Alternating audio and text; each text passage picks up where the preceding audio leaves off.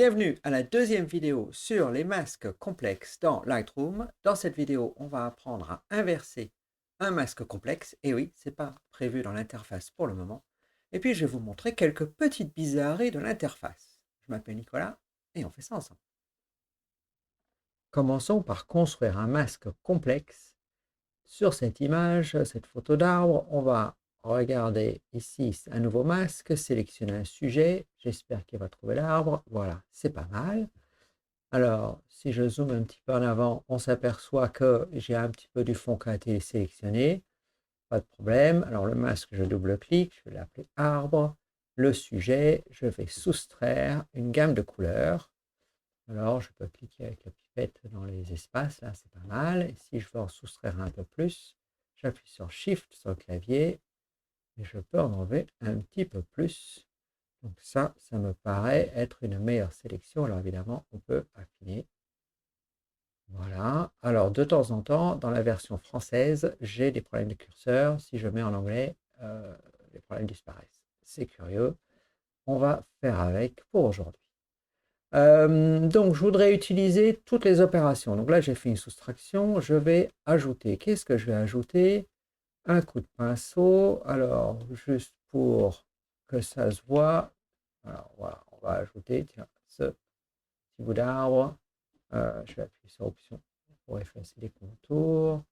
Voilà, j'ajoute. Ça n'a pas d'intérêt particulier. C'est juste pour voir que j'ai bien fait une addition. Voilà, donc j'ai fait sélection d'un sujet, j'ai soustrait une gamme de couleurs, j'ai ajouté un arbre, il me reste un arbre. Ah oui, enfin, un morceau de tronc. Et je vais faire une intersection du masque avec un dégradé linéaire. Allez, de droite à gauche. Voilà, j'ai sélectionné à peu près la moitié de l'arbre. Donc voilà, j'ai un masque complexe. Et si on regarde un petit peu comment Lightroom nous montre ça, voilà. Le sujet, voilà. Ici, la gamme de couleurs, j'ai une soustraction, vous voyez qu'il y a un moins. J'ai ajouté un pinceau, il n'y a pas de plus. Donc sous-entendu, quand il n'y a rien, c'est un plus. Et l'intersection, c'est un moins. Alors, ça, c'est curieux, parce que, enfin, c'est curieux, oui et non. On a déjà vu que la soustraction, c'est l'intersection avec l'inverse. Donc, on devrait avoir, normalement, je m'attendrais à avoir pas une soustraction, mais une intersection là, une intersection là. Et on explore un petit peu plus et on regarde ce masque. Ce masque n'est pas inversé, alors que c'est une soustraction. On s'attendrait à ce qu'il soit inversé.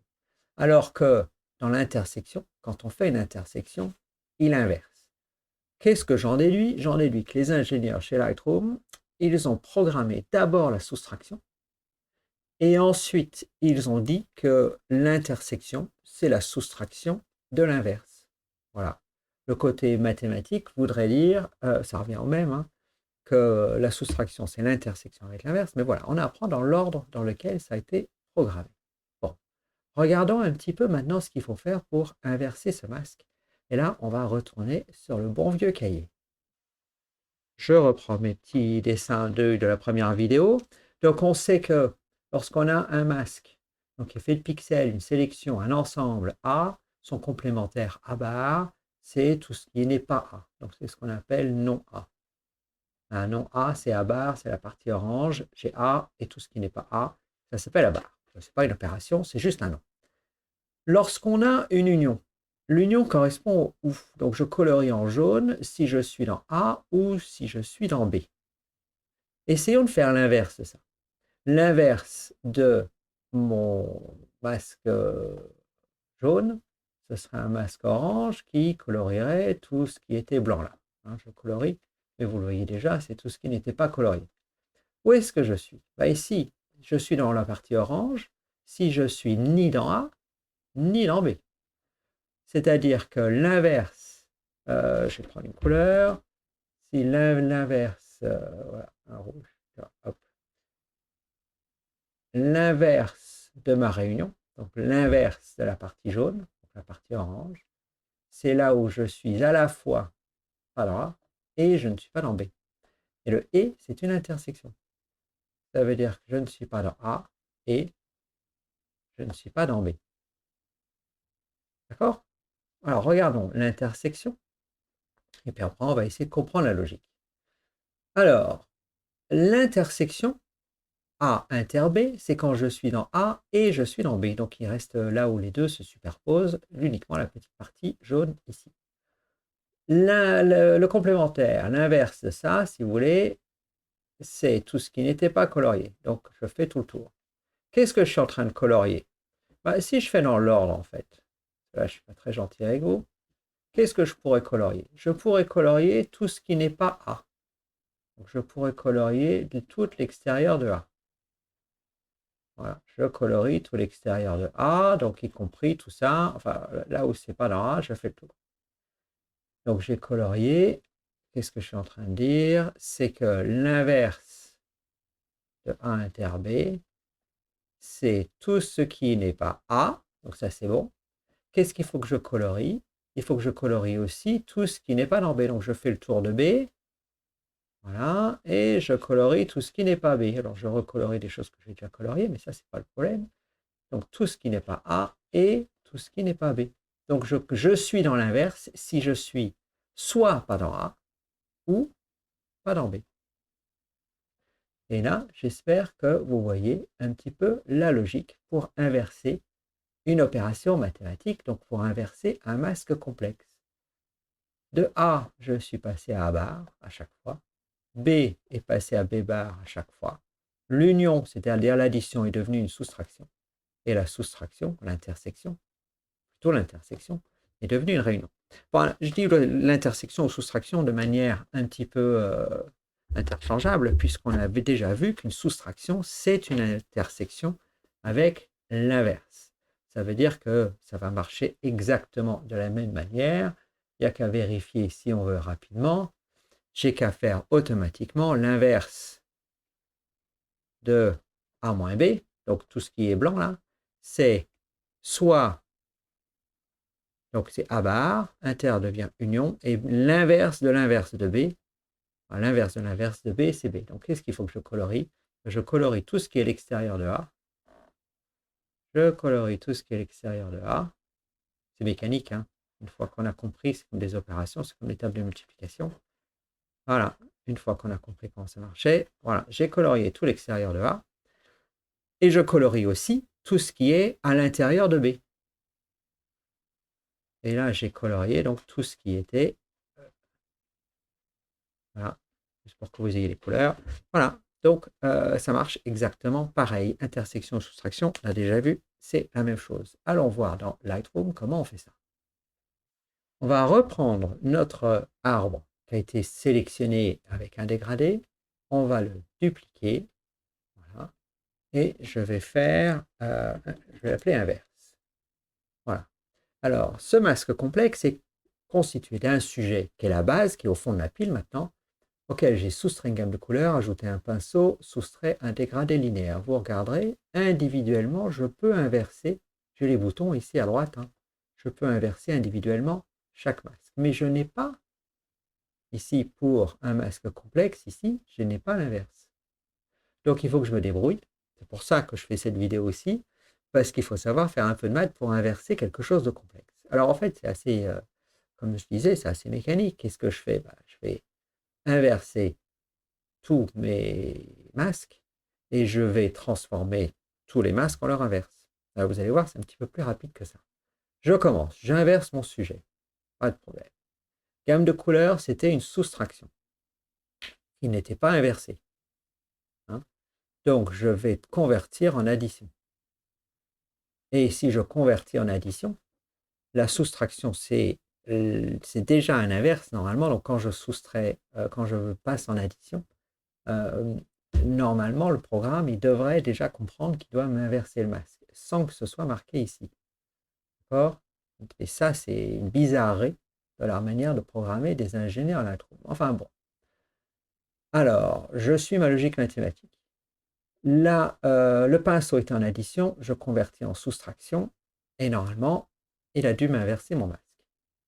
Et le dégradé linéaire, je vais convertir, c'était une intersection, il est inversé, je convertis en addition, il est resté inversé dans le programme, mais normalement, comme je disais, vu qu'ils ont appris à Lightroom à faire la soustraction et que l'intersection, c'était un truc qu'ils ont peut-être pensé après, on a ce petit décalage. Mais normalement, si on regarde déjà les masques ici dans leur petite fenêtre là, déjà, ça a l'air d'avoir marché. Regardez, on a une petite miniature des masques. Ils ont bien l'air inversés. On va vérifier ça tout de suite. Voilà, si je fais la correction du voile ici, puis je vais quand même enfoncer l'inverse, et puis je vais éclaircir. J'appuie sur O pour enlever ça. Je vais éclaircir, correction du voile inverse. On a deux masques. Est-ce qu'on voit qu'ils sont très inversés? C'est pas évident. Si je double-clique sur effet et justement, je vais augmenter. Voilà, en fait, on a un contrôle séparé des deux masques. Voilà, je vais vous montrer un dessin, un masque beaucoup plus simple. Et puis, on va revoir comment inverser un masque de manière mécanique. Alors, on va se débarrasser de ces masques-là. Je supprime les masques, je reviens et je vais faire un nouveau masque avec un dégradé radial. Voilà. Je vais faire, donc j'ai le contour progressif mis à 0,1 pour qu'on le voit bien. Donc j'ouvre, je vais ajouter un coup de pinceau. On va rajouter quelque chose en bas là. Voilà, on va même déborder. Hop, j'ai ajouté quelque chose. Je vais soustraire des coups de pinceau aussi. Voilà, je vais faire deux yeux, une petite bouche, voilà. Et je vais faire une intersection du masque avec, pourquoi pas le sujet. Comme ça, j'ai utilisé à nouveau les trois opérations, addition, soustraction et intersection. Donc voilà le masque, on en a ici, hop, petit ballon. Je duplique mon masque, je double-clique pour l'appeler inverse, et on revoit comment on fait. Je déplie le masque, je vais au premier masque d'office, je clique sur inverse, et après pour chaque masque, s'il est en soustraction, je convertis pour addition. S'il est en addition, je convertis pour soustraction 1, 2, 3. Et c'est fini. Et là maintenant, j'ai mon masque inversé. Et là, on voit quand même nettement mieux. Il y en a un qui est l'inverse de l'autre. Voilà. Maintenant, je vais vous montrer des choses, encore des petites choses un peu curieuses dans ces masques. Si je prends cette photo et je fais un masque local, je voudrais sélectionner les arbres à droite. Donc, je vais faire un dégradé linéaire, mettons, voilà, qui déborde un petit peu dans le ciel, et je soustrais la sélection du ciel, et ça se passe pas trop mal, au moins pour les besoins de la démonstration, ça ira bien. J'augmente la température, l'exposition, et voilà, ça donne un effet de lumière. Je vais baisser la clarté, voilà, j'ai un effet de lumière là qui vient de la droite, un effet un peu de soleil. Voilà, bon, un masque. Bref. Essayons de voir ce qui se passe si je veux réutiliser les éléments de ce masque. Donc je vais dupliquer arbre pour faire des modifications sur le ciel. C'est légitime puisque j'ai déjà un dégradé, j'ai déjà choisi un ciel, après tout. Là, j'ai juste dupliqué le masque, donc je vais double-cliquer sur effet. Et en fait, ce que je voudrais faire, c'est au lieu de faire le dégradé linéaire moins le ciel, je voudrais faire le ciel moins le dégradé linéaire.